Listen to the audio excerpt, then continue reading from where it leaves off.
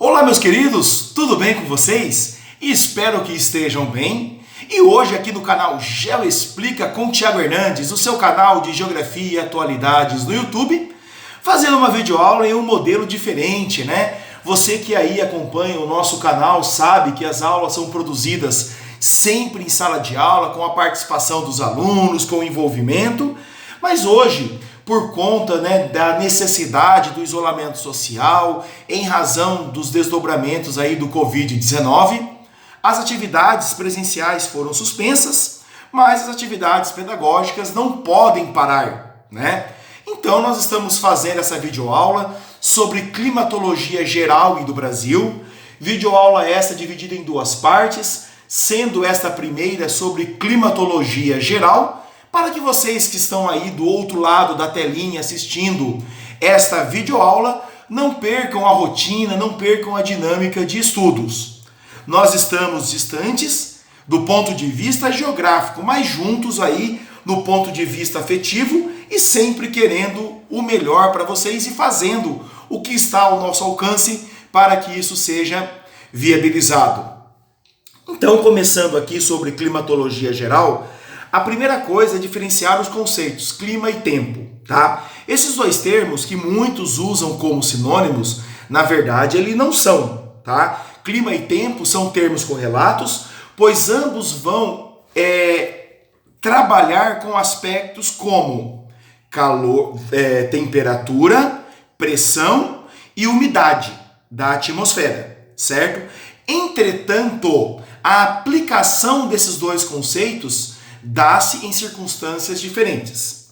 Quando nós falamos do clima, nós estamos falando do conjunto das repetições das condições atmosféricas que se repetem nos lugares ao longo dos anos, certo? Então, por um exemplo, o clima tropical, ele é caracterizado por apresentar predomínio de temperaturas elevadas ao longo do ano todo, leve queda de temperatura durante o inverno e períodos com a alternância de pluviosidade elevada e períodos com estiagem. Então, todos os anos nós vamos ter o quê? Esta mesma dinâmica atmosférica, com algumas variações em razão de eventos, de anomalias, como por exemplo El Niño ou Laninha, mas via de regra, todos os anos nós vamos ter o quê? Esta repetição. Já o tempo é um termo que vai fazer referência a quê? As condições atmosféricas momentâneas. Então, como que a atmosfera está agora em relação à temperatura, pressão e umidade? Sabendo que o tempo, ele tem uma dinâmica, ele tem uma variabilidade muito intensa. Então, você pode, por um exemplo, pela manhã perceber um tempo nublado, depois, ao longo do dia, ter chuva e depois a abertura, né? Como se fala aí no usual, abriu o tempo, né? Abriu a atmosfera, ou seja, as chuvas encerraram e ter aquele sol lindo, bonito, maravilhoso, né? Como nós estamos tendo hoje aqui, quando essa aula está sendo gravada. Então o tempo é um fator que muda, tá? Em questão de horas, em questão de dias. Já o clima, ele se caracteriza por esta repetição. Poxa, o clima muda? Muda. Só que a variação climática por fatores naturais dá-se na ordem de milhares de anos ou até mesmo milhões de anos para termos mudanças efetivamente na dinâmica climática de uma região, ok? O que vai interferir no clima de uma região? Basicamente são fatores como altitude, latitude, massas de ar, correntes oceânicas, maritimidade e continentalidade, tá? Esses fatores juntos é que vão interferir no estabelecimento, na definição de qual clima nós vamos ter em cada uma das regiões, tá? Então, por um exemplo, a altitude interfere da seguinte forma: quanto maior a altitude, menor é a temperatura. A latitude, o conceito dela, né, que é a distância em graus em relação ao nível da linha do Equador. Então, quanto menor for a latitude, mais próximo da linha do Equador. Consequentemente, mais quente. Quanto maior a latitude, ou seja, fora da zona intertropical, menor é a temperatura. As massas de ar, que são grandes volumes gasosos que formam e circulam na atmosfera, né, vão exercer influência principalmente em relação à sua origem. Se é uma massa de ar que se forma na zona equatorial ou na zona intertropical, ela vai ser uma massa quente, certo? Se é uma massa que se forma na zona temperada ou na zona polar, ela vai ser uma massa fria. Por consequência, conforme essa massa se desloca, ela vai exercendo o quê? Influência sobre os lugares em que ela está chegando. A mesma coisa acontece com as correntes oceânicas, né? Correntes oceânicas quentes vão fazer uma transferência de calor para a atmosfera, correntes oceânicas frias vão fazer o quê? Uma transferência também de temperatura, no caso, resfriando a atmosfera e, consequentemente, diminuindo a temperatura. Continentalidade é a influência exercida pelo interior dos continentes, geralmente com menor umidade e maior amplitude térmica, enquanto que maritimidade é a influência exercida pelo mar, maior umidade e menor amplitude térmica, ou seja, variação de temperatura ao longo de um determinado período, que pode ser uma estação, que pode ser um dia, que pode ser um ano.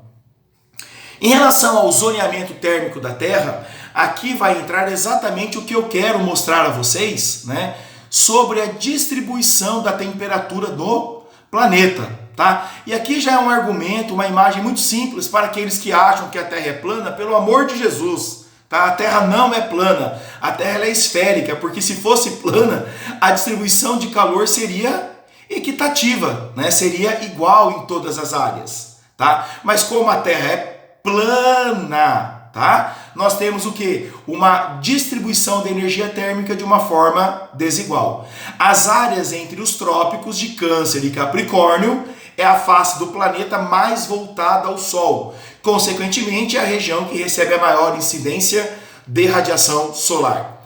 Depois, conforme vamos nos distanciando, ou seja, aumentando a latitude tanto para o norte ou para o sul, as temperaturas vão diminuindo. Na zona temperada, vamos voltar aqui, na zona temperada e na zona polar norte, como também na zona temperada e na zona polar sul. Em relação aos tipos de chuva, elas ocorrem basicamente a partir de 3 processos. Então nós temos a chuva convectiva, nós temos a chuva orográfica e a chuva frontal. A chuva convectiva é aquela caracterizada principalmente nos dias quentes e com alta umidade na atmosfera, certo? As temperaturas elevadas vão provocar muita evapotranspiração, certo? Toda essa umidade ela vai subindo, perde temperatura, se condensa e retorna na forma de chuvas volumosas, pontuais e geralmente rápidas, tá? É o que nós chamamos aqui no Brasil também de chuvas de verão ou chuvas de manga. Chove em um lugar e não chove em outro, certo? Já a chuva orográfica ou chuva de relevo é aquela em que a topografia ela vai atuar onde? No processo de barramento da umidade do ar, ocorre tanto em áreas litorâneas como também em áreas serranas do interior, certo? A umidade ela é barrada, se acumula, se condensa e retorna na forma de precipitação, tá? Essa é a chuva muito comum que nós pegamos quando estamos indo aqui para o litoral de São Paulo, litoral do estado do Paraná, certo? Quando pegamos ali a região da Serra do Mar. Você chega em São Paulo, tempo seco, desce a serra com chuva, chega no litoral, aquele céu lindo, bonito, maravilhoso. Ou quando você está na praia e olha para a serra, vê todas aquelas nuvens, né? O que são aquelas nuvens? O resultado da ação do relevo que barrou a umidade, consequentemente formou as nuvens de chuva. E a chuva frontal, que é aquela que ocorre quando nós temos o quê? A entrada de um sistema atmosférico trazendo umidade. Conforme esse sistema atmosférico vai avançando, esse sistema úmido vai avançando, ele vai deslocando o sistema quente, o sistema seco, quente e seco, e vai provocando o quê? Chuvas, Chuvas essas que são mais generalizadas, ou seja, abrangem uma área grande, são chuvas mais duradouras, tá? E para nós que estamos aqui no centro-sul do Brasil, durante o inverno, o avanço desses sistemas frontais também contribuem para a queda de temperatura, certo? Aqui nós temos um climograma, que é uma estrutura gráfica que vai apresentar o quê? Basicamente os seguintes fatores: volume, a dinâmica climática de uma determinada localidade. Aqui eu peguei de uma forma aleatória do clima-tempo o climograma de Macapá, capital do estado do Amapá, certo? Então, qual é a dinâmica climática que um climograma apresenta? Sempre ele vai dar aqui, ó, nas barras, certo? Ó, aqui nas barras, nós vamos ter o volume médio de chuva mês a mês, e as linhas, elas vão dar o quê? A temperatura média mês a mês. Nesse caso, eu tenho a média máxima e a média mínima em cada um dos meses. Mas pode ser que vocês encontrem apenas a linha com a temperatura média. O que é importante que vocês guardem num climograma? Que cada tipo climático vai ter o teu climograma, ou seja, vai ter a sua dinâmica climática. Sempre a barra é a precipitação ou volume de chuvas, que sempre é dado em milímetros, certo? Lembrando que 1 milímetro é igual a 1 litro de água por metro quadrado. Nesse caso, em março, chove 400 milímetros, ou seja, para cada metro quadrado caem 400 litros de água, tá? No caso, em Macapá, óbvio que na forma líquida, mas em várias regiões na forma sólida, com a neve, por exemplo, tá bom? Dando continuidade aqui. Inversão térmica, tá? Processo que ocorre essencialmente no outono e inverno, trazendo para a realidade brasileira, principalmente na região centro-sul do Brasil. Em condições normais, o fluxo de ar se estabelece quanto mais próximo da superfície, mais quente, e conforme ele vai ganhando altitude, ele vai perdendo temperatura. Então nós temos ar quente, ar frio e um ar mais frio. No outono e inverno, nós temos a entrada de sistemas frontais frios, que em alguns momentos são secos. Então, quando nós temos a entrada desses sistemas frontais em baixa altitude, o que nós vamos ter? O deslocamento do ar quente para cima, já que ar quente ele é menos denso, então o ar frio ele é mais denso, ele é mais pesado, ele vai ficar próximo da atmosfera, deslocando o ar quente para cima. Aí sim, ar frio e um ar mais frio ainda. O detalhe, pessoal, é que quando nós falamos aqui da inversão térmica, nós estamos falando de um fenômeno natural, certo? Então, isso aqui não tem nada a ver com a ação humana. Porém, como ele é um ar seco, um ar frio e seco, ele vai provocar baixa temperatura e, no caso das grandes cidades, uma concentração maior dos poluentes, já que os poluentes vão se dispersar mais. Olha aqui, ó, a flechinha, a circulação do ar. Ele não dispersa. Consequentemente, ele traz o quê? Várias doenças respiratórias ou um agravamento de doenças respiratórias em crianças, em idosos e assim por diante. Ok? Ilhas de calor. Enquanto que a inversão térmica é um fenômeno natural, as ilhas de calor são fenômenos antrópicos, tá? Ilha de calor vai fazer referência a quê? A esta maior temperatura na região central das cidades em relação às áreas periféricas. E por que no centro da cidade nós vamos ter essas bolhas de calor, né? Esses bolsões de calor? Em razão da impermeabilização do solo, das edificações, do tráfego de veículos, como também das emissões por fábricas. Tudo isso vai fazer com que o calor se concentre, tá? Se disperse menos em relação às áreas periféricas, que são dotadas de menor impermeabilização, maior cobertura verde e menor adensamento por edificações. E tudo isso vai fazer com que, então, a temperatura, com que o calor, melhor dizendo, se dissipe, se disperse com mais facilidade, logo a temperatura seja menor. ok? Chuva ácida, tá? Nada mais é que em condições que ocorrem, sobretudo por força antrópica. Nas grandes cidades, as emissões gasosas de fábricas, automóveis, faz com que esses gases se concentrem na atmosfera. Conforme eles ganham altitude, eles sofrem reações químicas e eles se tornam o quê? Gases ácidos, certo? E formam nuvens gasosas ácidas, que quando ocorrem a formação de nuvens de chuva, seja convectiva, orogênica ou frontal, toda esta umidade e todos esses gases ácidos, eles se mesclam, formando uma única matéria e chove, tá? Então nós temos uma chuva ácida, tá? Ou seja, um pH mais ácido, que ao longo dos anos vai provocar o quê? Ou pode provocar o quê? Mortandade da cobertura vegetal, alteração do pH da água, provocando mortandade de peixes e plantas aquáticas, como também vai provocar o quê?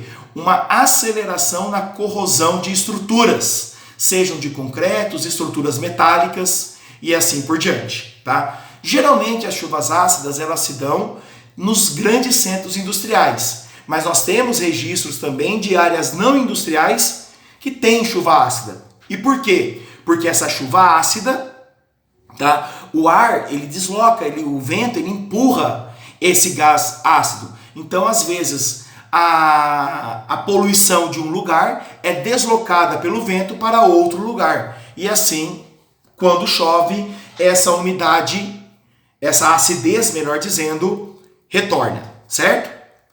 E aqui os tipos climáticos na Terra e suas características. Então percebam vocês aqui por esta imagem que o planeta ele tem uma diversidade climática muito grande, né? Sendo que sempre nas áreas próximas ao Equador vamos ter temperaturas mais elevadas, ou na zona intertropical, como eu gosto de falar, né?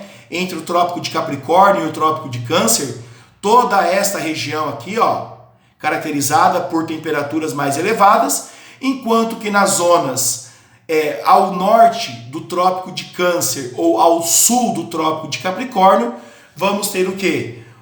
A ocorrência de temperaturas mais amenas, de temperaturas mais brandas. E quais são os tipos climáticos e suas características básicas? Então nós temos o clima equatorial, que é caracterizado por pequena amplitude térmica, temperaturas elevadas o ano inteiro, como também chuvas volumosas e constantes. O clima tropical, que é caracterizado pelo predomínio de temperaturas mais elevadas, como também pela alternância entre períodos de chuvas e períodos de estiagem, que ocorrem em momentos variados ao longo do ano, de lugar para lugar. Tem lugar que a chuva acontece, por exemplo, no inverno, e tem lugar que as chuvas se concentram no verão, mas sempre com essa alternância, períodos de chuva e períodos de estiagem. Clima árido ou clima desértico, caracterizado pelos baixíssimos índices pluviométricos, em alguns lugares desertos quentes de dia e frios à noite, e em outros lugares desertos frios mesmo de dia e à noite, como é o caso, por exemplo, do deserto de Gobi na Ásia Central, enquanto que o deserto do Saara na África, ele é bastante quente de dia e à noite as temperaturas caem bastante, em alguns lugares, inclusive chegando a perto de zero. Clima mediterrâneo, caracterizado por apresentar verões quentes e secos, que vai compreender toda aquela parte sul da Europa, área banhada pelo mar Mediterrâneo, sul da Europa e norte da África. Enquanto que o inverno nessas áreas, ele é chuvoso, certo? E em alguns lugares com a ocorrência de neve, certo? Depois nós temos o clima temperado, que é caracterizado pelas 4 estações bem definidas e predomínio aí de temperaturas bastante baixas no inverno, tá? No verão, nós temos lugares que são mais quentes, lugares que são menos quentes. Qual é a diferença do temperado continental e do temperado oceânico? O temperado continental, ele é mais seco, enquanto que o temperado oceânico, ele é mais úmido. Lembrando que o fator temperatura e o fator umidade quando formos ter aula de biogeografia mais para frente, vocês vão ver que ele vai se diferenciar e ele vai influenciar bastante a umidade e a temperatura, e o solo vão influenciar no desenvolvimento da vegetação. Sempre lembrando, já antecipando um pouquinho, a biodiversidade ela está intimamente ligada a fatores como temperatura e umidade. Lugares mais quentes e lugares mais úmidos, via de regra, apresentam uma biodiversidade maior do que lugares mais frios e lugares mais secos. Tudo bem? Então, espero que tenham gostado. É uma forma diferente, né? Mas é uma forma aí de, mesmo longe, estarmos juntos. Você nunca está sozinho. GeoExplica, o seu canal de geografia e atualidades no YouTube. Beijos e até uma próxima. Tchau!